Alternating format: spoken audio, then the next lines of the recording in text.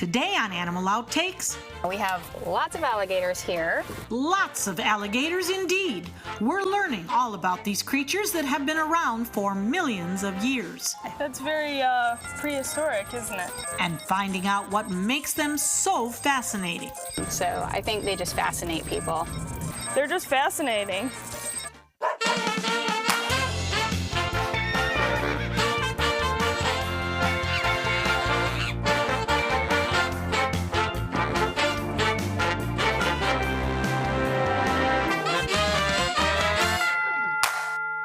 Hello and welcome to Animal Outtakes. I'm your host, Marcia Panucci.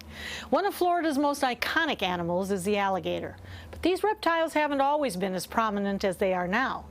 Today, we'll explore the habitat of the alligator and learn more about these interesting creatures. We've got a lot to cover, so let's get started. It's a gorgeous day to be out on the lake, deep in the heart of the Myakka River State Park in Sarasota, Florida. And today, we're looking for alligators. The record in Florida for alligator size is 18 feet 2 inches and 1,045 pounds. Airboat tour guide Dick Friedland has been thrilling tourists for years with his narrated sightseeing tours of Upper Myakka Lake, a prime viewing location for these prehistoric creatures. Dick, we're spending a beautiful day here at the Myakka State Park with you, the captain of the boat. What are we going to see this morning? Well, hopefully we'll see some alligators. That's what people come for.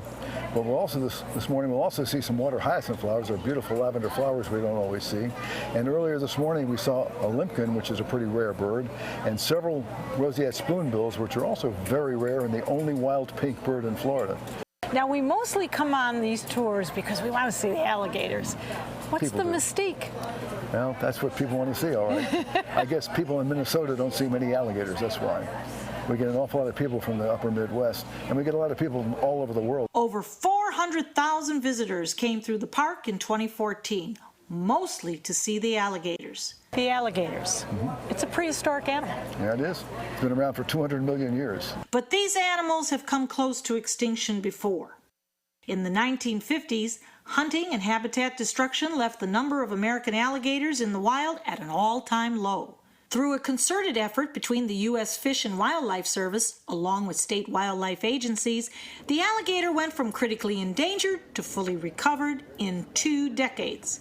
However, the alligator's cousin, the crocodile, hasn't fared quite as well. More on that in a bit. Back on dry land, we hop in with one of the park rangers to see if we can find any more gators. Teresa, what are we going to see here? And tell us a little bit about the park, because it is quite famous, isn't it? Well, yes. First of all, we're one of the biggest state parks in Florida. And one of the main reasons people come to visit us here at Myakka is to see alligators. We have lots of alligators here. The best time to see alligators is during the winter months on cool, sunny days when they all like to be out in the sun basking. You mentioned the word alligator, and I watch people's expressions, and the eyes get big, and you begin to see a little bit of fear. Obviously, they're in the wild, so anything goes. Yes, and really, when people use good judgment and common sense, there's really no danger. Usually people are standing on the bridge looking at the alligators, or seeing them from a distance is probably the best thing, but when you're canoeing or kayaking, you're definitely going to get a much closer look at the alligators. I've worked here for 10 years and I still never get tired of seeing them, so I think they just fascinate people. The American alligator actually belongs to the crocodile family, a species that dates back more than 200 million years, dating back to the dinosaurs. Well, he's got some good time there. People ask me all the time about the difference between alligators and crocodiles, but 200 million years ago, they were the same animal. What's fascinating about them? They're incredible. I mean, they are living fossils, is what they are. Zookeeper Abigail McLaughlin loves reptiles. It's great that I get to work hands-on with these reptiles, hands-on with these alligators and crocodiles. They're just fascinating. Well, here we are, Abigail with Sergeant. I'm very cautious about this alligator. I think this is how you get a new host. Well, don't you worry, his mouth is taped shut and he doesn't have very strong muscles to open that, so I promise you he will not be dangerous. On this juvenile gator, while his snout is a little less intimidating, he is no less dangerous than a full-size gator. How dangerous is a 2-footer to humans? His jaw is very powerful still, and he still uses a lot of muscles to shut that jaw. So, and his teeth are very sharp, and they have about 74 to 82 teeth. And those teeth are hollow, but actually they are very, very powerful, their jaws, as well as very sharp teeth. So yes, it can be dangerous. When we say powerful, we're not kidding. An alligator can exert nearly 3,000 pounds of pressure per square inch when it chomps down on its prey. By comparison, that's about 15 times more powerful than a human bite. Alligators rank 5th on the list of strongest biters. The saltwater crocodile ranked number 1. Sitting atop that mighty snout are 2 peering eyes, all the better to see their prey with. That way he can hide in water and camouflage himself to resemble a log. And that way he can still breathe and see and submerge his entire rest of his body into that water. Now, the eyes, as you say, are right there on top. Mm-hmm.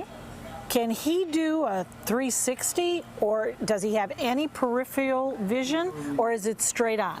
He can't see 360, but he can see definitely. They have pretty good eyesight, so they can see a lot around them. So he's looking at you. Oh, he is.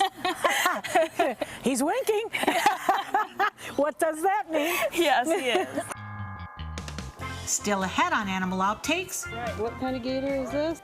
This is actually a crocodile. Yeah, her name is Lee, and she is a Siamese crocodile. how you can determine if you're looking at an alligator or its more ferocious cousin.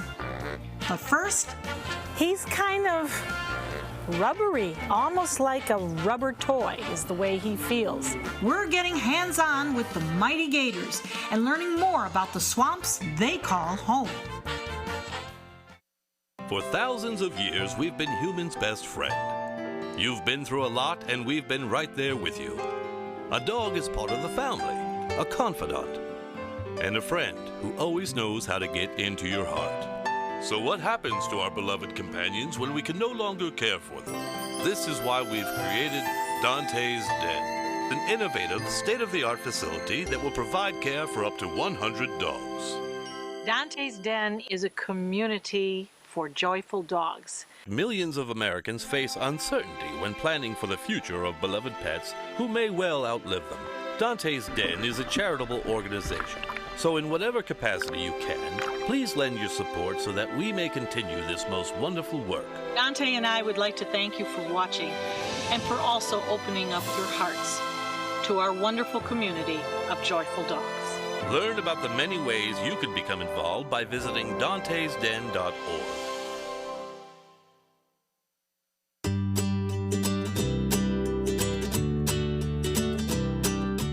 I'd like you to meet my new best friend, the Kissing Bandit. This is Bling. Bling is a 10-month-old Chihuahua mix and the sweetest little girl that you would ever want. She loves to play ball. She loves to cool her paws in the pool, and she's just the best kisser. Bling is looking for a very good forever home. She had a tough beginning.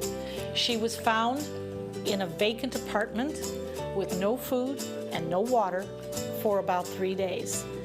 And she survived. And then she came to Dante's Den, where we fattened her up a little bit and we gave her some water. And she has just thrived. Good job. Good job. Come on.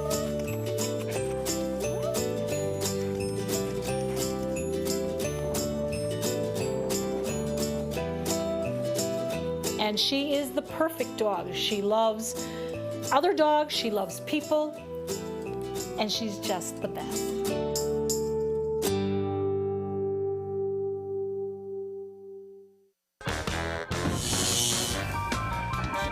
Our search for alligators led us to a local zoo, where we're getting an up-close up-close, hands-on look at these amazing animals. Now, the interesting thing with Sargent that I noticed when you gave him to me, and I'd be happy to hold There we Sargent. go, just like that. Right there. There we go. Perfect. Now don't Now he's sitting comfortably on. Now look it. This is your debut, okay? He's kind of rubbery, almost like a rubber toy is the way he feels. Is this typical? Yes, that's very typical. He's a little dried up, he's been out of the water, so they're semi-aquatic. They spend a lot of time on land as well as in water, depending on how they want to regulate their body temperature. So right now he's a little dried up, he's been out of the water soaking up that sun. Alligators make their home in wetlands, ranging from the Carolinas. They are prominent here in Florida. Alligators are in lots of rivers, swamps, streams, ponds, and they are more adapted to freshwater environments, especially the Everglades, the Keys. That's probably why so many enjoy spending time in Myakka State Park, one of the largest state parks in Florida. How many alligators would you say call the park home? Well, that's hard to say. Each year FWC does an alligator count, but they only count them in the upper lake. And they usually count around 1,000. So that's just in the upper lake. We also have the lower lake and the whole river that runs through the park. So there's quite a few here. And while they do travel, most alligators will spend their lives in one area. They do not migrate. They can. They sometimes swim upriver or downriver, but this is a pretty good racket for them here. I mean, this is about as good as you can get if you're an alligator. Why go someplace that's less ideal? Elsewhere, alligators have been known to go as far as 35 miles over land during mating season. And it's not unusual for an alligator to go several miles over land in one night. But they don't have any real reason to leave this lake because it's such a good deal for them. If any of these alligators decided to move away, they'd most likely begin by heading down the river. How do they travel? I never really see them on the go. Well, usually they're in the water. That's where they're the most comfortable, and they can travel very fast in the water. On land, they're not quite as fast, although they can run very short distances fast, so I wouldn't, get in one's way if you do see it out of the water. But they're definitely more comfortable swimming in the water, and they'd rather be in the water. What is the average size that you see here at Myakka State Park? They can be anywhere from, tiny babies, about 7 or 8 inches, up to about 12 to 13 feet, but I would say the average size is probably maybe 6 to 7 feet. When fully grown, alligators are apex predators, meaning they're basically the top of the food chain. But not all gators reach maturity. What is very interesting to me, of course, is he's got this armor on the top, but on the bottom, it's very fleshy, almost very vulnerable. Exactly. So what would be a predator to him? Other alligators, mostly. But when they're juveniles, or when they're babies or hatchlings, so when they're in their eggs, you need to watch out for mammals like raccoons, or anything that eats eggs like birds of prey. And when they are babies, they can be eaten by other alligators. When it comes to their diet, gators aren't terribly picky eaters. But typically when they're juveniles, they eat insects, amphibians, even other reptiles like snakes.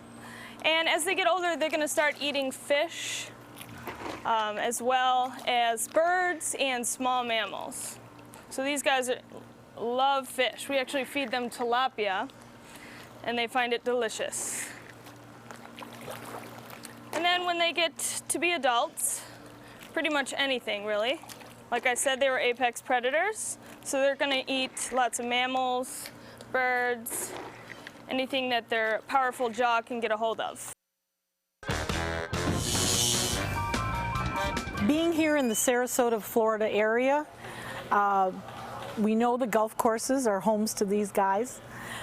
Would we find them anywhere else in the waters? Yes, you would. You can find them in even small ponds as well, anywhere that they're going to be traveling and getting cooled down by any type of body of water, so yes. For golfers, seeing alligators on their favorite green is nothing new. In fact, some of these creatures have become celebrities in their own right. Like Goliath, This 12 to 13 foot long alligator has taken up residence at a course in Inglewood, Florida, making national headlines in 2015 when he interrupted a game by taking a stroll across the greens.